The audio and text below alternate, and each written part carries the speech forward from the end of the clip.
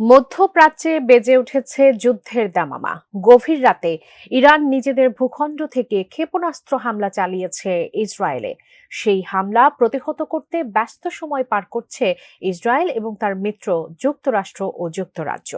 তবে অবাক করে দেওয়ার বিষয় হলো, ইরানের সেই হামলা প্রতিহত করতে যোগ দিয়েছে একমাত্র মুসলিম দেশ জর্ডানও। কিন্তু কেন? মধ্যপ্রাচ্যের জটিল সমীকরণ বিশ্লেষণ করে উত্তর খুঁজেছেন সহকর্মী ইমতিয়াজ আলম। ইহুদিবাদী রাষ্ট্র ইসরায়েলকে লক্ষ্য করে স্থানীয় সময় গভীর রাতে ড্রোন ও ক্ষেপণাস্ত্র দিয়ে হামলা চালিয়েছে তেহরান। সম্প্রতি সিরিয়ার রাজধানী দামেস্কে ইরানি কনসুলেটে হামলার জবাবে ইরান এই হামলা চালিয়েছে। ইরানের আইআরজিসি জানিয়েছে তারা ট্রু প্রমিস অপারেশনের অধীনে শনিবার এই হামলা চালিয়েছে।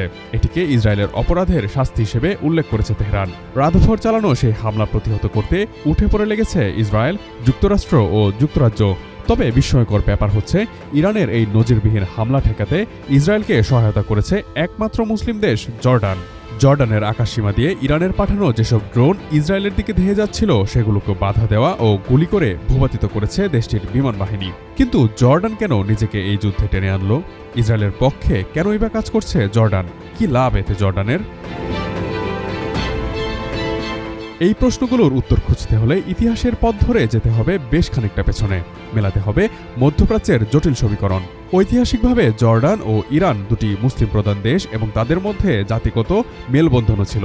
একসময় পারস্য সাম্রাজ্যের অধীনে থাকলেও সাম্রাজ্যের পতনের পর জর্ডান সুন্নি প্রধান দেশ হিসেবে শিয়া প্রধান দেশ ইরানের সাথে নানা বিষয়ে মতানৈক্য দেখা দেয়। তারা মধ্যপ্রাচ্যে ইরানের হারানো আধিপত্য পুনরায় ফিরিয়ে আনার বিরোধী।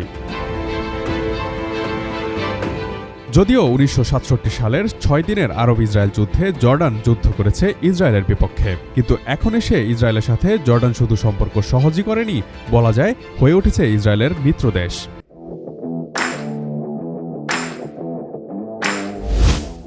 এর অন্যতম কারণ জর্ডানের ইরান আধিপত্য বিরোধী অবস্থান। এজন্য জর্ডান যোগ দেয় যুক্তরাষ্ট্র, সৌদি আরবের নেতৃত্বাধীন উপসাগরীয় দেশগুলোর অদৃশ্য ব্লকে।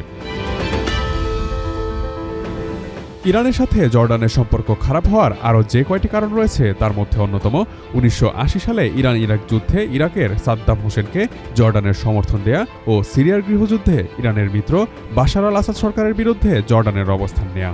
জর্ডান ও ইরানের মধ্যে উত্তেজনার আরেকটি মূল কারণ সৌদি আরব ও ইসরায়েলের সঙ্গে জর্ডানের ভালো সম্পর্ক, যা আমাদের মনে করিয়ে দেয় শত্রুর বন্ধু সমান শত্রু এই সমীকরণকেই।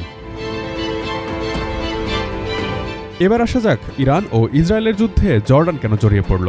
জর্ডান চাইলেই তো নিরপেক্ষ অবস্থানে থাকতে পারত, কিন্তু তা সম্ভব নয় একটি চুক্তির কারণে। ইসরায়েল জর্ডান শান্তি চুক্তি বা ওয়াদি আরাবা চুক্তি স্বাক্ষরিত হয় ১৯৯৪ সালের ২৬শে অক্টোবর। তখন পর্যন্ত জর্ডান ছিল দ্বিতীয় আরব রাষ্ট্র যে মিশরের পর ইসরায়েলের সাথে শান্তি চুক্তি স্বাক্ষর করেছে। এই চুক্তির অন্যতম একটি অঙ্গীকার ছিল জর্ডান অথবা ইসরায়েল কোনো দেশই তাদের ভূমি ব্যবহার করে তৃতীয় কোনো দেশকে তাদের উপর আক্রমণ করতে দিবে না।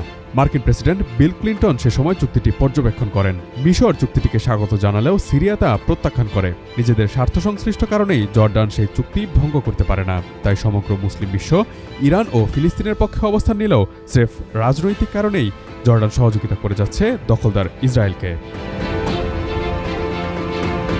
Imtiaz Alam, desk report, ATN news.